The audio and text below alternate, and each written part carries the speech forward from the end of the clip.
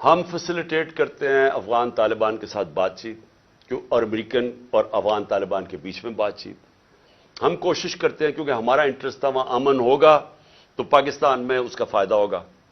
کیونکہ اس وقت جو پچھلی افغان گورنمنٹ تھی وہ پرو پاکستان نہیں تھی، وہ پرو انڈیا تھی.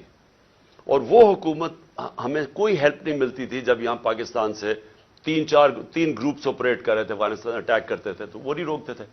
تو ہم نے پوری کوشش کی پہلے بات چیت کروائیں تاکہ امن ہو افغانستان میں.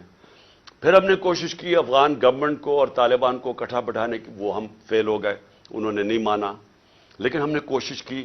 ہم نے دونوں اس گورنمنٹ سے بھی بات کر رہے تھے. میں گیا بھی کابل جب پریزیڈنٹ غنی تھے، تو صرف کوشش کی کہ ہم کسی طرح یہاں امن پیدا کریں. تو جب پچھلی 2021 کی گرمیاں، اب میں صرف آپ کو اس لیے تفصیل بتا رہا ہوں تاکہ آپ کو پتا ہو آج جو ہو رہا ہے اس کے پیچھے بیک گراؤنڈ کیا تھی. 2021 میں گرمیوں میں مجھے خوف آنا شروع ہو گیا جب امریکیوں نے ڈیٹ اناؤنس کی وڈرال کی افغانستان میں.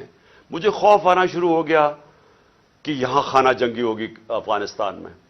اور ہماری ISI نے ہمیں پوری بریفنگ دی کہ 3 لاکھ فوج ہے افغانستان کی، اور جیسے ہی وڈرا اگر یہ جب امریکہ جائیں گے تو یہ 3 لاکھ فوج اور 60-70 ہزار صرف طالبان ہیں، تو یہاں تو خانہ جنگی شروع ہو جائے گی.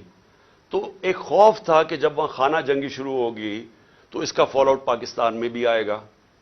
ایک یہ خوف تھا کہ امریکہ ہمیں ہمارے پہ سینکشنز لگا دیں، کیونکہ وہ پہلے ہی کہہ رہے تھے کہ پاکستان کی وجہ سے ہم نہیں جیتے افغانستان میں.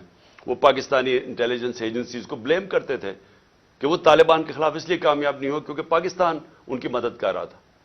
تو ڈر یہ تھا کہ ایک دفعہ سول وار شروع ہو گئی تو انہوں نے سارا ملبہ ہمارے پہ ڈال دینا. تو تب سے میں پچھلی یعنی 21 کی گرمیوں سے آپ میری سٹیٹمنٹس دیکھ لیں، میں کہتا گیا تھا کہ وہ جو 2021 اور 22 کی سردیاں ہیں وہ پاکستان کے لیے سب سے مشکل وقت ہے. اور اس کی ایک وجہ یہ تھی کہ مجھے خوف تھا افغانستان میں کیا ہوگا.